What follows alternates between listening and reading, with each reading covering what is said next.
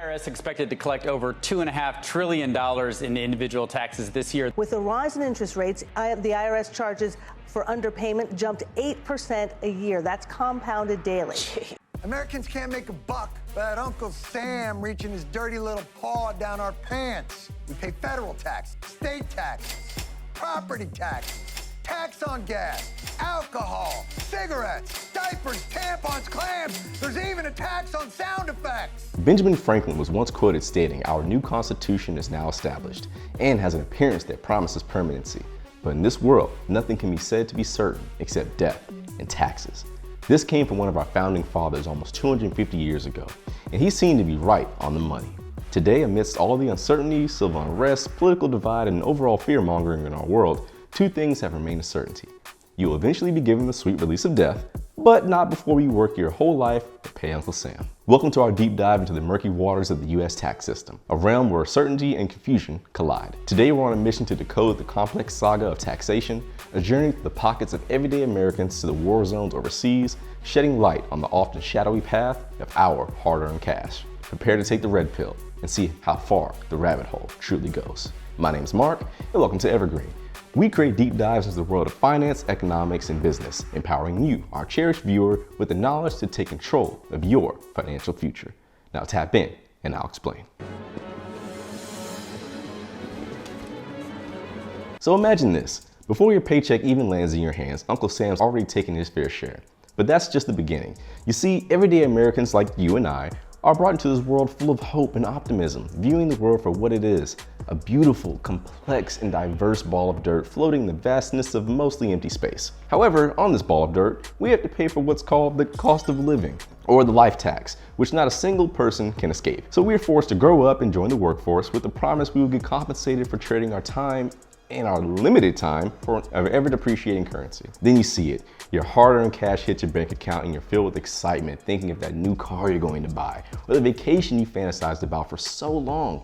That is until you actually see your check, and it's smaller than you imagine. So you go digging for answers, and what you find is shocking. Between 20 and 30% of your hard-earned money is gone, seemingly out of thin air, to federal tax, state tax, social security tax, and FICA.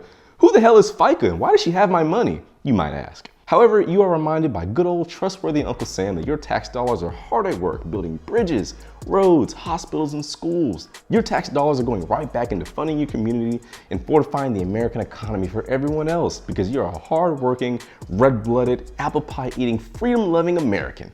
At least that's what's sold to us on the surface. When you peek behind the curtain, the reality is more complex and shadier than you could have imagined. Buried within this complex system is a tale of historical twists, lobbyist battles, and legislation crafted at midnight. Each line in the tax code a breadcrumb trail leading back to tales of power, influence, and societal priorities. In 2022 alone, amidst this taxation gauntlet, the federal government spending spree reached a new heights, with an average waste of $683 million per day. Yes, you heard that right. Our collective contributions could have easily bought millions of cars or homes, yet they are often end up fueling overpayments and questionable projects. It's a stark reminder of the colossal scale at which taxpayer money is managed, and more often than not, mismanaged. What do you know about war? They'll tell you it's about patriotism, democracy, or some about the other guy hating our freedom. But you want to know what it's really about? War is an economy. Our tax dollars journey doesn't end with domestic spending. They embark on far-flung adventures across the globe. Take, for instance, the staggering $70 billion poured into Ukraine, supporting everything from the military endeavors to agricultural aid. While such assistance underscores America's role on the world stage, it raises pressing questions about domestic priorities, oversight, and the balance between international aid and addressing pressing needs at home. For example, in the US, we have seen a staggering spike in overall inflation, sending prices to heights we haven't seen since the 70s, when the US left the gold standard. As a result, literally everything has become more expensive, ranging from the food we eat, the gas we use, energy, housing, and even entertainment. Life in the US has become so expensive so quickly that common Americans often find themselves with too much a month left at the end of the money. In situations like this, you would assume the government, who is the custodian of your hard-earned tax dollars, would see this issue and look to make changes, right? Possibly providing funding for things like creatable housing, bolstering food pantries for underprivileged communities so they can have access to affordable and healthy foods, or better yet, revamping the healthcare system. So that way, breaking your arm doesn't also equal breaking your wallet. But alas, you're smarter than that, so there's no need to even waste time on fantasies like universal health care, affordable housing, or access to unprocessed food. This is America. We don't do that. What are you, a communist? No. In reality, our tax dollars are gathered up and thrown into the abyss that is the US government, and spent on programs that line the pockets of our elected officials, corporate C-suites, and spreading freedom across the globe. In reality, the money which is actually used for our communities often finds itself being mismanaged and wasted away on projects which offer little to no actual benefit to change the day-to-day lives of US citizens. Unfortunately, you and I have no say in where our tax dollars go. We elect representatives to office, hope that they use our money in the best interest of the people who generate the capital. But if you've been alive for longer than 20 years or so, you will more than likely understand this is very rarely the case. With the US government dispatching over $43 billion in military aid to Ukraine, equivalent to about 5% of the US defense budget, the magnifying glass hovers over the allocation and effectiveness of these funds. Amidst this, concerns about oversight and corruption loom large, highlighting the delicate dance and ensuring that aid reaches its intended targets without falling prey to misuse or diversion. A challenge underscored by the ongoing scrutiny and investigations into aid utilization. You get up $2.5 million, any in the world knows what to do. You get a house with a 25-year roof, an indestructible Jap economy shitbox. You put the rest into the system at 3 to 5% to pay your taxes, and that's your base. Get me? That's your fortress of fucking solitude. That puts you for the rest of your life at a level of you. Now, venture into the jungle of tax loopholes, and you'll find the wealthy navigating a hidden world of tax breaks and tax shelters. Armed with sophisticated financial arsenals, they employ strategies that seem plucked from a fiscal fantasy novel. Vehicles such as foundations, property depreciation, and strategic gifting, to name a few. It's a realm where the ultra-rich transform taxation into an art form, revealing a system that often benefits those who can afford to play the game at the highest level. You see, the way our economic system works in the US is a bit of a feedback loop. Entrepreneurs are told to take the risk of starting a business to generate revenue, which opens the door for employment, which in turn generates more revenue and taxes for the government. However, the ones who are actually taking the brunt of Uncle Sam's closed fist are the employees, with a 20 to 30% average tax burden. Now, don't get me wrong, I am in fact a capitalist, which is why I can be transparent here. Business owners and companies who take on considerable risk launching an enterprise. This can be done by depreciating assets, buying equipment for the business, paying for dinners, purchasing vehicles, etc.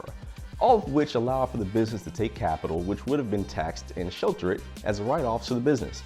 If done efficiently, which often happens for businesses at scale, the company itself can reduce its tax burden substantially, to the point where the company's tax burden is less than its employees. The recent IRS funding aims to peel back the layers of this elite tax avoidance, targeting the $163 billion annually slipping through the cracks.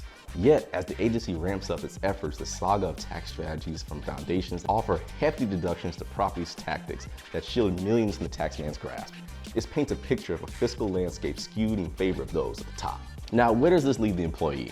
Well, since you as a worker don't have a business or employees or assets to write off, all of your taxable income becomes available for Uncle Sam to liberate from you and spread freedom across the globe.